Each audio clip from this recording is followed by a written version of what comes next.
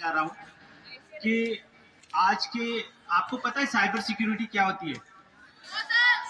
अपना मोबाइल या अपना लैपटॉप को किसी भी थर्ड पार्टी से बचा के रखना उसको कहते हैं साइबर सिक्योरिटी। ठीक है, तो साइबर सिक्योरिटी में क्या हो रहा है, क्राइम इतना ज्यादा बढ़ गया है। आपके पेरेंट्स या आपके मोबाइल में ओटीपीज भेजी जाती हैं, आपको फॉल्स कॉल्स आ रहे हैं और आपके अकाउंट से पैसे निकाल लिए जा रहे हैं। हाल में ही मैं सुभाष चौक के कॉर्नर पे एक स्कूल है, गर्ल्स स्कूल है, मिडिल स्कूल, वहाँ के टीचर्स के साथ एक बहुत बड़ा फ्रॉड हो गया। तो उस चीज़ों को भी बारे में जानेंगे। कभी भी आपके मोबाइल में या कभी भी कोई भी ऐप या आपके पेरेंट्स या आपको आता है और आपको बोला जाता है कि ओटीपी शेयर कर दीजिएगा, कभी भी कोई भी बैंक आपसे ओटीपी नहीं मांगता। आपके पेरेंट्स अगर आपसे शेयर करते हैं और आपसे बोलते हैं कि बेटा मेरे पास कॉल आ रही है और ओटीपी शेयर बोल रहे हैं देने के लिए, तो आप उनको क्या करेंगे, मना करेंगे? हाँ, ओटीपी नहीं शेयर करना है। आप जो भी गूगल मैप में गूगल गेम खेलते हैं सारे, कभी भी कोई भी अननोन ऐप को डाउनलोड करने के बाद जब वो परमिशन मांगता है, अपने आपसे परमिशन मांगता है, आप परमिशन धड़ल्ले से दे देते हैं कि आप मेरा वीडियो देख सकते हैं, आप मेरा मैसेज देख सकते हैं, आप मेरा फोटोज देख सकते हैं। आपको पता है वो कंपनी आपका मिसयूज कर रही है, आपके मोबाइल से गेम के नाम पे आपका पूरा डेटा को ले लेती है। और आपको मैं बताऊं कि हर साल 450 मिलियन डेटा इंडिया का लीक होता है और ये जो डेटा है, ये जो फ्रॉड होते हैं उनको बेच दिया जाता है।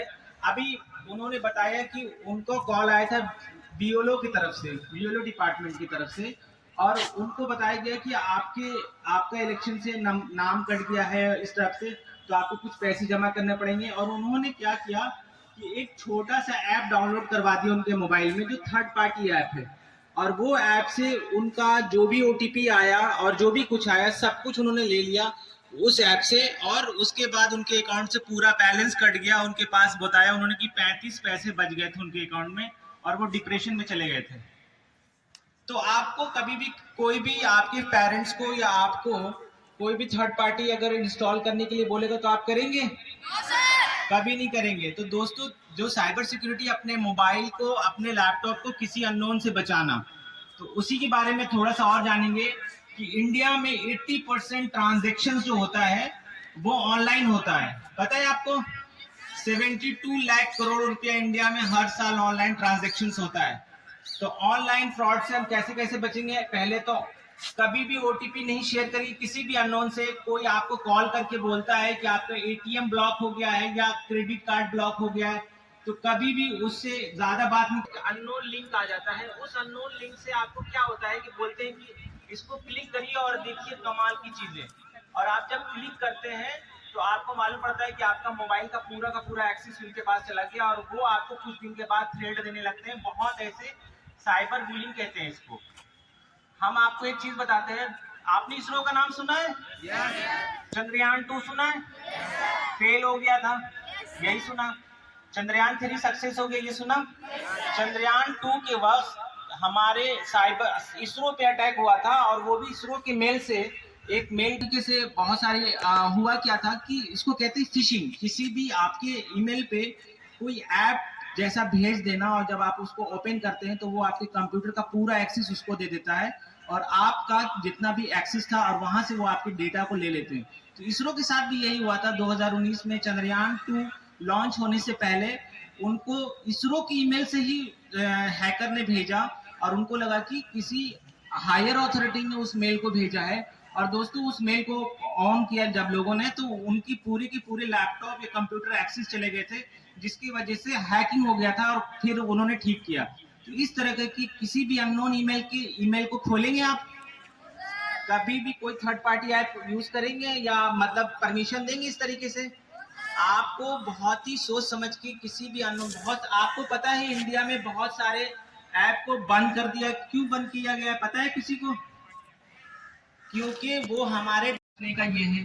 दूसरा तरीका है कि इंडिया में हर चीज का डेटा सेंटर होना चाहिए, हर एक चीज का डेटा सेंटर होना चाहिए, जबकि हमारी गवर्नमेंट हमारे डेटा को प्रोटेक्ट करे। इसलिए जो अभी एक गेम बच्चे बहुत खेलते थे, गेम क्या है,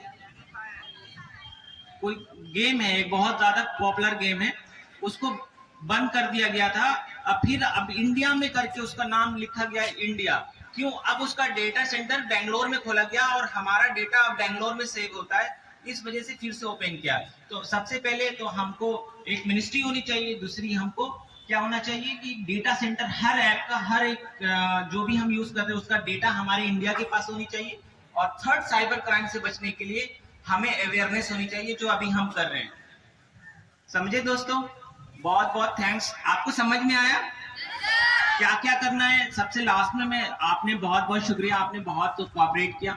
लास्ट में बस यही कहना है, किसी भी थर्ड पार्टी ऐप से हमें परमिशन देने से डरना है। कोई आपको जबरदस्ती कोई ओटीपी एप्लीकेशन डाउनलोड करके आपके पर्सनल डेटा ले रहा है, तो आपको अपने फादर, ये सेशन इसलिए है कि आप अपने पेरेंट्स को भी बताएंगे ये चीज कि फादर मेरे साथ, या अपने पेरेंट्स मॉम को भी बताएंगे कि अगर आपके साथ ऐसा कभी होता है, अगर मैं स्कूल में हूँ और आपको कोई थ्रेटन करता है कि आप ये डाउनलोड कर लो, आपका एटीएम बंद हो जाएगा, आपको पुलिस पकड़ लेगा, इस तरीके से, तो आपको जो भी प्रॉब्लम है बैंक में, आप नियरेस्ट बैंक में जाएंगे, नियरेस्ट गवर्नमेंट ऑफिस में जाएंगे। उन्होंने बताया कि उनका बीएलओ को जो परेशानी था, उनको ऑफिस जाने नहीं दिया और उनको कहा कि आप अभी फोन काट दीजिएगा तो मैं आप पे पुलिस केस कर दूंगा, इस तरीके से। वो सुभाष चौक पे जो स्कूल है, और उनका पैसे कट गए। तो मैं इसलिए एग्जांपल दे रहा हूं आपको कि आप बहुत ज्यादा कनेक्ट कर सके इससे।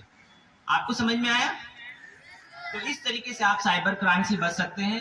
तो हमने जो बचने का लास्ट तरीका था वो हमने आपको बताया। थैंक यू सो मच, आपने मुझे वक्त दिया, टाइम दिया, एंड होप सो कि आप साइबर क्राइम से बचेंगे। किसी भी अननोन कॉल को उठाने से पहले, कोई भी व्हाट्सएप में ठगी होने से पहले, कि कोई आपके पास केबीसी का कॉल आ जाता है कि आपको 5 लाख रुपए मिल गए हैं, आप एक काम करिए कि टैक्स उसका जमा कर दीजिए। इंसान लालच में आके ऐसा कर रहा है, और बहुत सारे सीनियर ऑफिसर भी इस चक्कर में फंस जाते हैं। उनको भी टैक्स की क्रेडिट कार्ड का कॉल आता है कि आपको 1000 पॉइंट या 10,000 पॉइंट बाकी है, आप उसको रिडीम करा लें, और वहां पे वो ओटीपी एक कि चलो मेरे को फायदा हो जाएगा, उस तरह से ओटीपी शेयर कर देते हैं। ठीक है दोस्तों, थैंक यू सो मच। क्योंकि थोड़ा बैठ के सुनना था, तो आपको कैसा लगा? Thank you so much.